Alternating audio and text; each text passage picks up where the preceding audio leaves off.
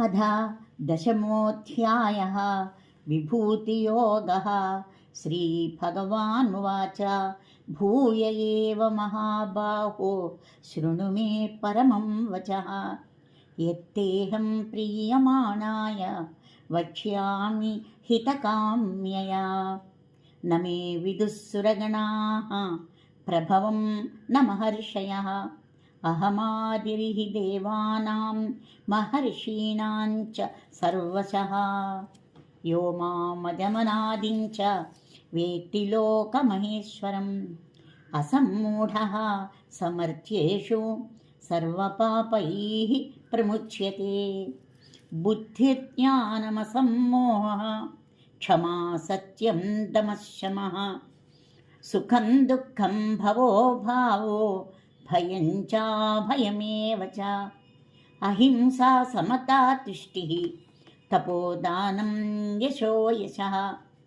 भवन्ति भावा भूतानां मत्त एव पृथग्विधाः।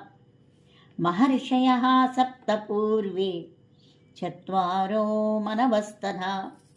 मद्भावा मानसा जाताः येषां लोक इमाः प्रजाः। एतां विभूतिं योगं च मम यो वेत्ति तत्त्वतः। सोऽविकम्पेन योगेन युज्यते नात्र संशयः। अहं सर्वस्य प्रभवो मत्तः सर्वं प्रवर्तते इति मत्वा भजन्ते मां बुधा भावसमन्विताः। मच्चित्ताः मद्गतप्राणाः बोधयन्तः परस्परं कथयन्तश्च मां नित्यं तुष्यन्ति च रमन्ति च। तेषां सततयुक्तानां भजतां प्रीतिपूर्वकं ददामि बुद्धियोगं तं येन माम् उपयान्ति ते।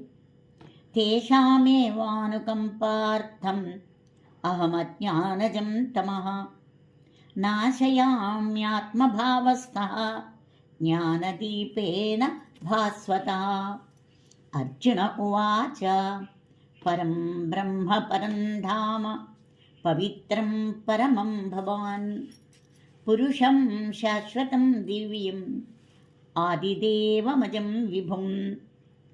आहुस्त्वां ऋषयः सर्वे देवर्षिः नारदस्तथा। असितो देवलो व्यासः स्वयं चैव प्रवीशिमे। सर्वमेतद्धृतं मन्ये यन्मां वदसि केशव। न हि ते भगवन् व्यक्तिं विदुर्देवा न दानवाः। स्वयमेवात्मनात्मानं वेद्धत्वं पुरुषोत्तमा। भूतभावनभूतेश देवदेव जगत्पते। वक्तुमर्हस्य शेषेण दिव्या ह्यात्मविभूतयः। याभिर्विभूतिभिर्लोकान् इमांस्त्वं व्याप्य तिष्ठसि। कथं विद्यामहं योगिन् त्वां सदा परिचिन्तयन्। केषु केषु च भावेषु चिन्त्योऽसि भगवन्मया। विस्तरेणात्मनो योगं विभूतिं च जनार्दन। भूयः कथय तृप्तिर्हि शृण्वतो नास्ति मे मृतम्। श्रीभगवानुवाच हन्त ते कथयिष्यामि दिव्या ह्यात्मविभूतयः। प्राधान्यतः कुरु श्रेष्ठ नास्त्यन्तो विस्तरस्य मे। अहमात्मा गुडाकेशः सर्वभूताशयस्थितः। अहमादिश्च मध्यं च भूतानामन्त एव च। आदित्यानामहं विष्णुः ज्योतिषां रविरंशुमान्। मरीचिर्मरुतामस्मि नक्षत्राणामहं शची। वेदानां सामवेदोऽस्मि देवानाम् अस्मि वासवः। इन्द्रियाणां मनश्चास्मि भूतानामस्मि चेतना रुद्राणां शङ्करश्चास्मि वित्तेशो यक्षरक्षसां वसूनां पावकश्चास्मि मेरुः शिखरिणामहं पुरोधसां च मुख्यं मां विद्धि पार्थ बृहस्पतिं सेनानीनामहं स्कन्दः सरसामस्मि सागरः महर्षीणां भृगुरहं गिराम् अस्मि एकमक्षरं यज्ञानां जपयज्ञोऽस्मि स्थावराणां हिमालयः अश्वत्थः सर्ववृक्षाणां देवर्षीणां च नारदः गन्धर्वाणां चित्ररथः सिद्धानां कपिलो मुनिः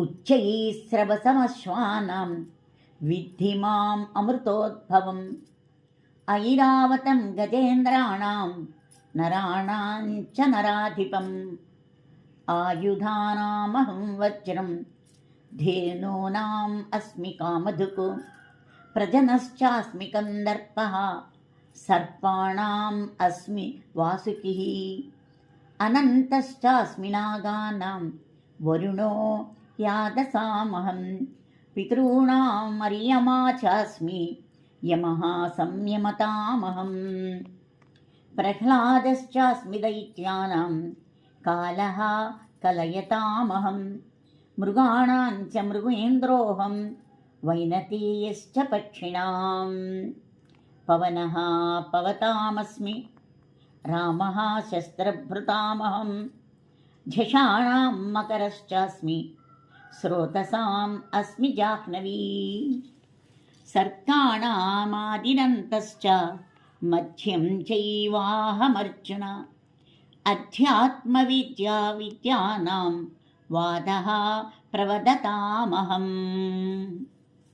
अक्षराणामकारोऽस्मि द्वन्द्वः सामासिकस्य च अहमेवाक्षयः कालो धाताहं विश्वतो मुखः मृत्युः सर्वहरश्चाहम् उद्भवश्च भविष्यताम् कीर्तिः श्रीर्वाक्च नारीणां स्मृतिर्मेधा धृतिक्षमा बृहत्साम तथा साम्नां गायत्री छन्दसामहं मासानां मार्गशीर्षोऽहं ऋतूनां कुसुमाकरः द्यूतं छलयतामस्मि तेजः तेजस्विनामहं जयोऽस्मि व्यवसायोऽस्मि सत्वं सत्त्ववतामहं वृष्णीनां वासुदेवोऽस्मि पाण्डवानां धनञ्जयः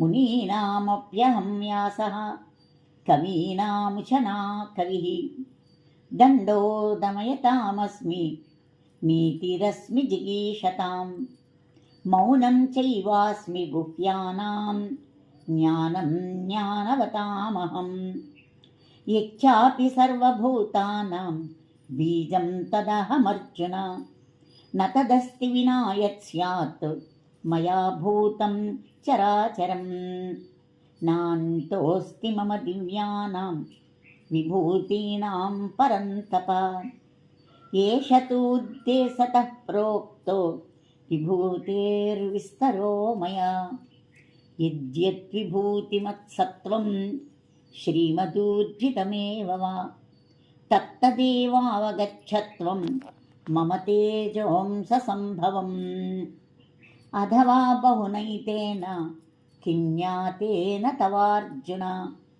विष्टभ्यामहमिदं कृत्स्नम् एकांशेन स्थितो जगतु ॐ तत्सदिति श्रीमद्भगवद्गीतासु उपनिषत्सु ब्रह्मविद्यायां योगशास्त्रे श्रीकृष्णार्जुनसंवादे विभूतियोगो नाम 10मोऽध्यायः।